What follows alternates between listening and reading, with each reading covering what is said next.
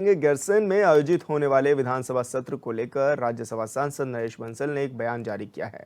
नरेश बंसल के बयान पर अब कांग्रेस प्रदेश प्रवक्ता शिषपाल सिंह बिष्ट ने भी पलटवार किया है।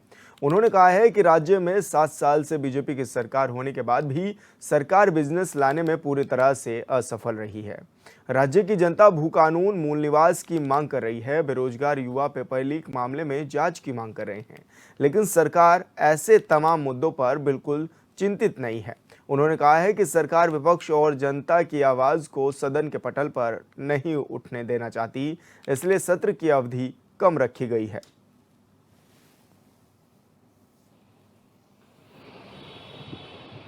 है कि प्रचंड बहुमत की सरकार होने के बाद भी भाजपा बिजनेस नहीं ढूंढ पा रही है संसद को पर्याप्त समय तक चलाने के लिए। आप बेरोजगारों से पूछिए ना, क्या बिजनेस है?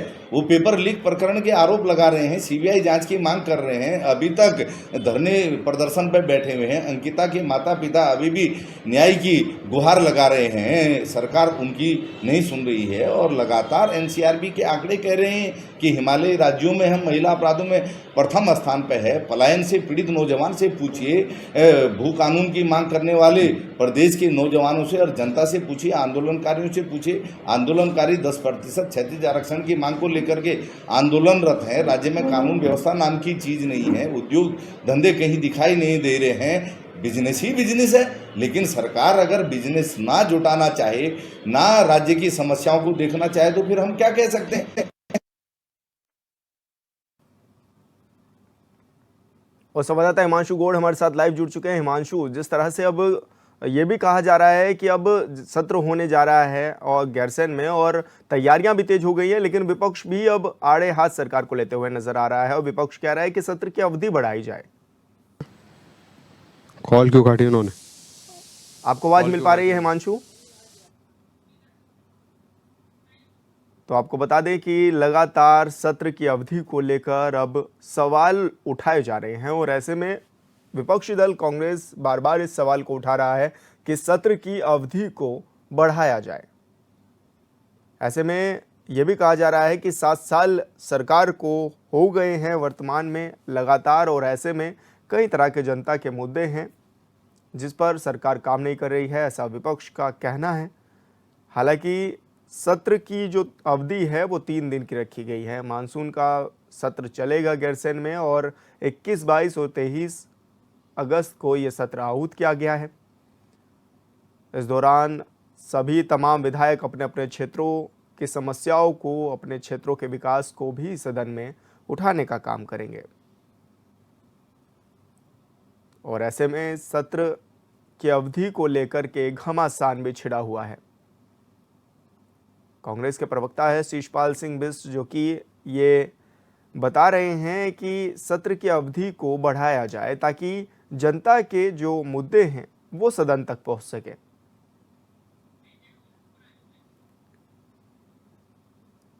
तो आपको बता दें कि नरेश बंसल जो कि राज्यसभा सांसद हैं, उन्होंने एक बयान जारी किया था सत्र को लेकर, जिस पर कांग्रेस ने भी चुटकी लेते हुए कहा है कि सरकार को सत्र की अवधि बढ़ा देनी चाहिए और मात्र 3 दिन ही सत्र की अवधि ना होनी चाहिए, इसको भी बढ़ाया जाए। और संवाददाता हिमांशु गौड़ हमारे साथ लाइव जुड़ चुके हैं। हिमांशु, क्या कुछ ज़्यादा जानकारी मिल पा रही है? अभी सत्र होना है गैरसैंण में, और क्या माने कि किस तरह की अभी तैयारियां भी हैं और कांग्रेस भी लगातार सवाल उठाते हुए नजर आ रही है? जी बिल्कुल विशाल, जिस प्रकार से गैरसैंण में अब मानसून सत्र का आयोजन होना है और विपक्ष लगातार सरकार को घेरने की तैयारी में लगातार जुटा हुआ है। तमाम मुद्दे जो है विपक्ष ले रहा है, चाहे अंकिता भंडारी हत्याकांड प्रकरण हो, महंगाई हो, बेरोजगारी हो, पलायन हो, केदारनाथ आपदा हो, भूस्खलन हो, ऐसे तमाम मुद्दों को लेकर जो है विपक्ष इस बार सदन के पटल पर जाएगा और इन मुद्दों को लेकर कहीं ना कहीं सरकार को घेरने की बात विपक्ष कर रहा है। वहीं सत्र की जो अवधि है उसको लेकर कहीं ना कहीं सरकार पर आरोप कांग्रेस लगा रही है कि सरकार जो है बिजनेस जुटाने में असमर्थ रही है। 7 साल से भारतीय जनता पार्टी की जो पूर्ण बहुमत की सरकार राज्य में है, उसके बावजूद भी जो है सरकार इतना बिजनेस नहीं जुटा पा रही है कि सत्र की जो है वो अवधि लंबी खींचे। जबकि ग्लोबल इन्वेस्टमेंट समिट हो, ये तमाम तरीके के डेस्टिनेशन उत्तराखंड, तमाम ऐसे जो है समिट सरकार लगातार उत्तराखंड में आयोजित करा रही है, उसके बावजूद भी जो है कहीं ना कहीं बिजनेस जुटाने में सरकार असफल रही है। इसको लेकर कहीं ना कहीं विपक्ष अब लगातार हमलावर है। क्योंकि हिमांशु हमने ये भी देखा कि जिस तरह से जो विधानसभा अध्यक्ष हैं वो भी कह रही हैं कि सत्र की अवधि बढ़ा सकते हैं, लेकिन जनता का ये पैसा है तो हमें उसको भी ध्यान में रखते हुए सत्र चलाना होगा। दूसरी बात यह है कि सत्र की अगर अवधि बढ़ती है तो ज़्यादा संसाधन भी खर्च होंगे, और तीसरी बात यह है कि अभी मुद्दे भी इस तरह के हावी नहीं हैं। तो क्या माने इस बार कांग्रेस के कौन कौन से मुद्दे रहने वाले हैं सत्र के दौरान? जी, बिल्कुल विशाल। देखिए, संसाधनों की अगर हम सर्वप्रथम बात करें तो संसाधनों के खर्च होने का वो कोई औचित्य यहाँ पर होता नहीं है, क्योंकि गैरसैंण में जिस प्रकार से भराड़ीसैंण में जो विधानसभा भवन बनकर तैयार है, उसमें सारी सुख सुविधाएं जो हैं वो तैयार हैं। चाहे सड़क कनेक्टिविटी हो, पेयजल हो, विद्युत आपूर्ति हो, तमाम तरीके की जो सुविधाएं देहरादून विधानसभा भवन में हैं, बल्कि उससे बेहतर सुविधा कहीं ना कहीं गैरसैंण में जो विधानसभा भवन है उसमें सारी सुविधाएं तैयार हैं। सत्र की अवधि को लेकर कहीं ना कहीं विपक्ष लगातार हमलावर है। और मुद्दों की जहां तक बात रही तो तमाम मुद्दे ऐसे हैं, चाहे भर्ती घोटाला हो, पेपर लीक मामले हो, महंगाई हो, बेरोजगारी हो, पलायन हो, राज्य में इन्वेस्टमेंट की कमी हो, राज्य में उद्योगों की कमी हो, पहाड़ों में लगातार जिस प्रकार से बदहाल स्वास्थ्य व्यवस्था है, शिक्षा व्यवस्था है, इन तमाम मुद्दों को लेकर कहीं ना कहीं विपक्ष इस बार जो है सरकार को घेरने की तैयारी में इस बार जुटा हुआ है। और लगातार ये बात कह रहा है कि हमको समय कम मिलेगा, क्योंकि पहले दिन मुख्यमंत्री का अभिभाषण होगा और उसके बाद जो है सत्र की अवधि वो खत्म हो जाएगी। और ऐसे में कहीं ना कहीं विपक्ष जो है सरकार को घेरने की तैयारी में है, क्योंकि मुख्यमंत्री के अभिभाषण के बाद 2 दिन बचते हैं और उसको लेकर कहीं ना कहीं विपक्ष इस बार पूर्णतः जो है नाराजगी सरकार पर जता रहा है। बिल्कुल हिमांशु, बहुत बहुत शुक्रिया आपका तमाम जानकारी साझा करने के लिए। और बड़ी खबर का रुख करेंगे। केंद्रीय मंत्री नितिन गडकरी से मिले सीएम योगी। दिल्ली में की सीएम योगी ने शिष्टाचार भेंट। कई अहम मुद्दों को लेकर हुई दोनों के बीच चर्चा। तो ये बड़ी खबर आपको बता रहे हैं, जहां पर सीएम योगी आदित्यनाथ ने केंद्रीय परिवहन सड़क मंत्री नितिन गडकरी से मुलाकात की है, और इस दौरान राज्य के कई चीज़ों को लेकर के चर्चा भी हुई है। कई अहम मुद्दे इस दौरान सामने आए और ऐसे में कई विषयों पर चर्चा भी हुई है। तो केंद्रीय मंत्री नितिन गडकरी से नई दिल्ली में सीएम योगी ने शिष्टाचार भेंट की है। तो ये बड़ी खबर आपको बता रहे हैं, कई अहम मुद्दों को लेकर दोनों के बीच में चर्चा भी हुई है।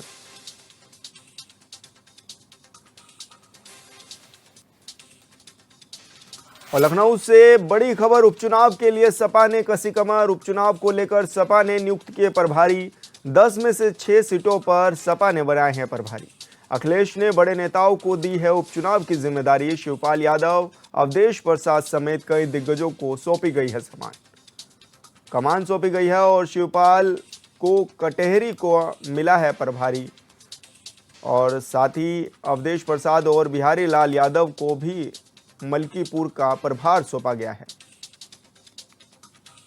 तो बड़ी खबर आपको बता रहे हैं, जहां पर उपचुनाव को लेकर एक बार फिर से सपा ने अपनी कमर कस ली है। 10 में से 6 सीटों पर प्रभारी नियुक्त किए गए हैं। अलग अलग क्षेत्रों का बड़े नेताओं को प्रभार दिया गया है।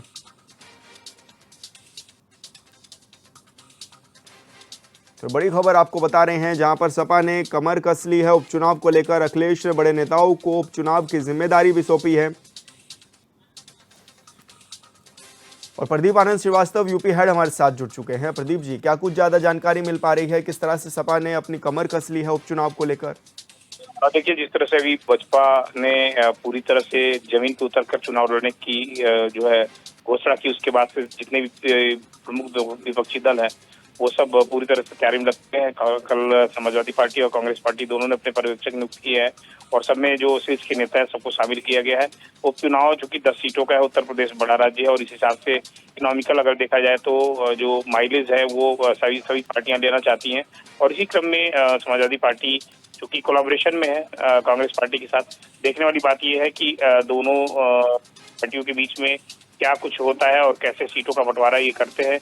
और इन सब बातों को लेकर मंथन जारी है, लेकिन जो है इस बीच पर्यवेक्षक की नियुक्ति हो गई है, और वो पर्यवेक्षक विधानसभा स्तर पर जो है तैयारियों का जायजा लेंगे और फिर सपा सुप्रीमो अखिलेश यादव को अवगत कराएंगे।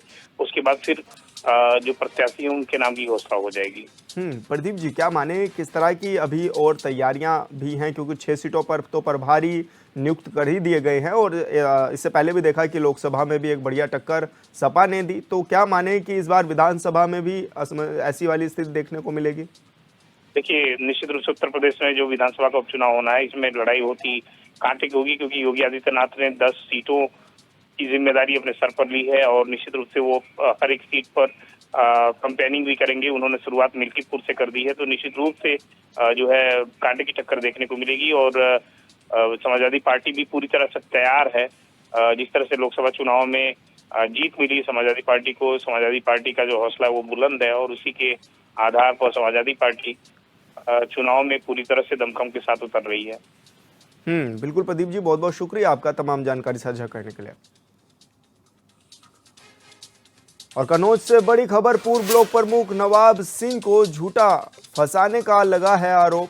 पुलिस पर किशोरी का जबरन मेडिकल करवाने का भी लगा आरोप। मेडिकल करने वाले डॉक्टर पर भी दबाव बनाने का आरोप। जिला अस्पताल के महिला विंग को पुलिस छावनी में किया गया तब्दील। पूर्व प्रमुख के समर्थकों का भी जिला अस्पताल में जमावड़ा लग चुका है और नवाब सिंह को झूठा फंसाने की साजिश की गई है, ये दिगंबर सिंह का कहना है। तो बड़ी खबर आपको बता रहे हैं।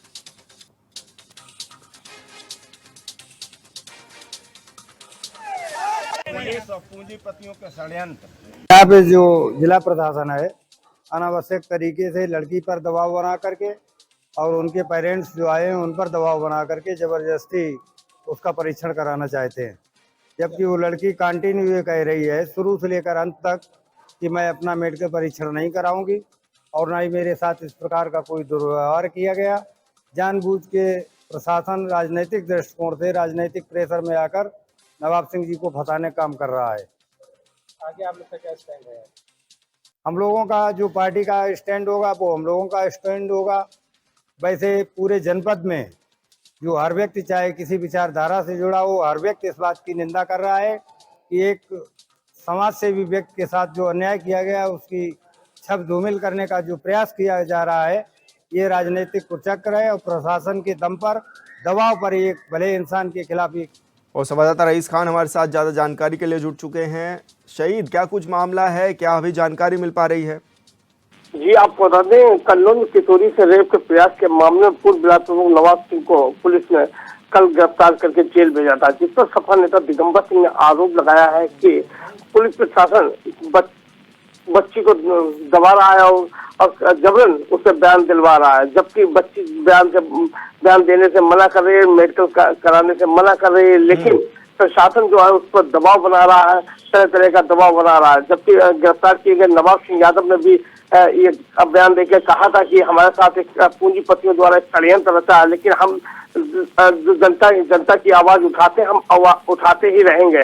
वहीं सपा नेता पर लगाए गए आरोपों पर लोगों में तरह तरह की चर्चाओं का जहां दौर जारी है, वहीं सपा नेताओं द्वारा कल जमकर न्यायालय में भी हंगामा काटा गया। जी बिल्कुल रईस, बहुत बहुत शुक्रिया आपका तमाम जानकारी साझा करने के लिए।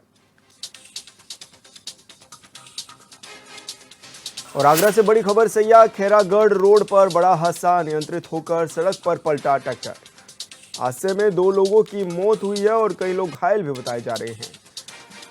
गमी से लौट रहे थे ट्रैक्टर सवार सभी लोग और हादसे की सूचना मिलते ही मौके पर पुलिस भी पहुंची है। पुलिस ने घायलों को अस्पताल में भर्ती भी करा दिया है।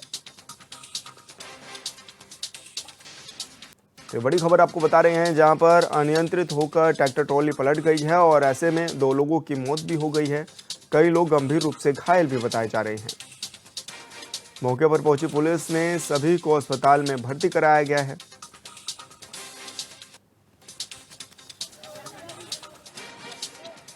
थाना क्षेत्र सैया के जोधापुरा के पास एक ट्रैक्टर जो कि सैया से खेरागढ़ की तरफ जा रहा था और खेरागढ़ से सैया की तरफ आ रहा एक कार और एक बाइक से टक्कर होने के फलस्वरूप एक ट्रैक्टर ट्राली जिसमें काफ़ी संख्या में लोग बैठे थे पर महिला पुरुष वो पलट गई अनियंत्रित होकर और उसमें कुल 17 महिला पुरुष घायल हो गए। सूचना मिलने पर तत्काल मौके पर पुलिस पहुंची और सभी घायलों को बेहतर इलाज हेतु एसएन मेडिकल कॉलेज आगरा भेजा गया, जहां पर इलाज के दौरान 2 महिलाओं की मृत्यु। और संवाददाता संदीप सागर हमारे साथ फोन लाइन पर जुड़ गए हैं। संदीप, क्या कुछ जानकारी मिल पा रही है अभी, किस तरह से ये बड़ा हादसा हो गया और अभी जो घायल हैं उनकी क्या कुछ स्थिति बताई जा रही है? जी बिल्कुल, मैं ये बता दूं, ये देर रात का मामला है पूरा। और जो ये लोग गमी से लौट कर जो है वापस आ रहे थे, तभी ट्रैक्टर ट्रॉली सैया खेड़ागढ़ जो मार्ग है उसके आसपास जो है एक जो है कार से बचाने के चक्कर में ये ट्रॉली जो है अनियंत्रित हो गई और दुर्घटनाग्रस्त हो गई, जिसमें अभी तक 2 लोगों की मौत हो चुकी है। और आपको बता दूं कि जो घायल हैं उसमें बढ़कर संख्या 19 हो चुकी है। मरने वालों में एक बाइक सवार है, जो बाइक उसमें चपेट में आई थी, जो है उसमें जो है उसकी भी मौत हुई है। और जो घायल हैं अभी उनका इलाज चल रहा है, उनको आगरा के एसएन हॉस्पिटल में भर्ती कराया गया है। जी बिल्कुल संदीप, बहुत बहुत शुक्रिया आपका तमाम जानकारी साझा करने के लिए। और यहाँ रुके छोटे से ब्रेक के लिए, जल्द होंगे हाजिर। उप मुख्यमंत्री ब्रजेश पाठक ने गाजियाबाद में आयोजित तिरंगा कार्यक्रम में हिस्सा लिया। इस दौरान उप मुख्यमंत्री ने भीमराव अंबेडकर की मूर्ति पर साफ सफाई करने के साथ ही बीजेपी कार्यकर्ताओं को संबोधित भी किया। वहीं पत्रकारों से रूबरू होते हुए डिप्टी सीएम ने सपा पर जमकर निशाना साधा। उन्होंने कहा कि सपा के डीएनए में गुंडई और अराजकता भरी पड़ी है।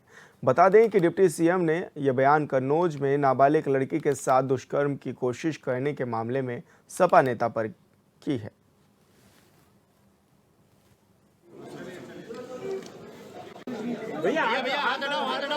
बाद में कई कार्यक्रम है। अभी हम अपनी जो तिरंगा यात्रा 15 अगस्त तक चलेगी, उसके कार्यक्रम में हम स्वच्छता अभियान में भी जाएंगे। बाबा साहब भीमराव अंबेडकर की मूर्ति पर स्वच्छता अभियान चलाया जाएगा और नोएडा में भी कई कार्यक्रम है। आज दिन भर हम अपने सभी साथियों के साथ, अपने जो हमारे ऑफिसर्स हैं, हमारे साथी हैं, सबके साथ दिन भर कार्यक्रम में गाजियाबाद और नोएडा में ही रहने वाले हैं। सर, कोलकाता में डॉक्टर्स की हत्या कर आज देखिए, बहुत ही दुखद है और इस दुख की घड़ी में हम अपने चिकित्सकों के साथ खड़े हैं। हर स्थिति में बच्चे के परिवार को न्याय मिलेगा और हमारी ईश्वर से प्रार्थना है कि ऐसे दरिंदों को ऐसी कड़ी से कड़ी सजा मिले। भारत के संविधान निर्माता डॉक्टर BR अम्बेडकर आज के पार्क में आज उत्तर प्रदेश के उप मुख्यमंत्री ब्रजेश पाठक जी आए थे। स्वच्छता अभियान चलाया गया, वृक्षारोपण करा गया। इसके अलावा तिरंगा यात्रा के तहत हर घर जगह झंडे बांटने का अभियान चलाया गया। बहुत अच्छा अभियान था ये और सब जगह कर लोगों को करना चाहिए।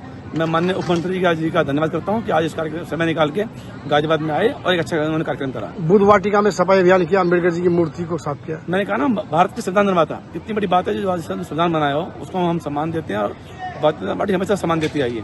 तो लोगों ने भ्रम फैला रखा है कि भारतीय जनता पार्टी खिलाफ नहीं, कभी नहीं रही, हमेशा सम्मान दिया। और पार्टी आई थी, उन्होंने हमेशा इस कांग्रेस अल्पसंख्यक अध्यक्ष शाहनवाज आलम ने योगी सरकार पर निशाना साधा है। उन्होंने कहा है कि योगी सरकार में महिलाएं सुरक्षित नहीं हैं। उत्तर प्रदेश महिलाओं के साथ हिंसा के मामले में पूरे देश में नंबर 1 पर आ गया है। सीएम योगी पर निशाना साधते हुए उन्होंने कहा है कि अधिकारियों को सुधरने के बजाय मुख्यमंत्री को ही हटाने से महिलाएं सुरक्षित हो पाएंगी। महिला आयोग ने 2023 में जो रिपोर्ट जारी की, उसके हिसाब से साल भर में 12,500 महिला विरोधी हिंसा की शिकायतें उसको मिली थी।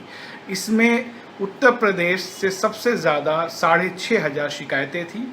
दूसरे नंबर पे दिल्ली थी, जहां 1100 शिकायतें थी और तीसरे नंबर पर महाराष्ट्र था, जहां पे 700 के आसपास शिकायतें थी। यानी उत्तर प्रदेश में योगी राज में सबसे ज़्यादा महिला हिंसा पूरे देश में हो रही है और दूसरे और तीसरे नंबर पे जो राज्य हैं उनसे इतना ज़्यादा मार्जिन और लीड लेकर के योगी जी चल रहे हैं कि दूसरे और तीसरे वाले इनको कभी छूने की कल्पना भी नहीं कर सकते। इसलिए योगी जी, सुधार आपको अपने अंदर लाना है। प्रशासनिक अमले में सुधार तब आएगा जब आपके अंदर सुधार। बिजनौर के अपर जिला और सत्र न्यायाधीश कोर्ट नंबर 2 तालेवर सिंह ने अपहरण कर फिरौती मांगने के 8 दोषियों को आजीवन कारावास की सजा सुनाई है। एडीजीसी अभिनव कुमार उर्फ आनंद जघाला ने बताया है कि थाना बड़ापुर के ग्राम नूरपुर अरब निवासी रविंद्र सिंह के बेटे नवनीत का 5 नवंबर 2013 को अपहरण हो गया था। 11 नवंबर 2013 को उसके मोबाइल पर कॉमिक ने कॉल कर 25 लाख रुपए की फिरौती मांगी थी। पुलिस ने उसके बेटे नवनीत को बरामद कर अपहरण करने वाले बदमाशों को भी गिरफ्तार कर लिया है।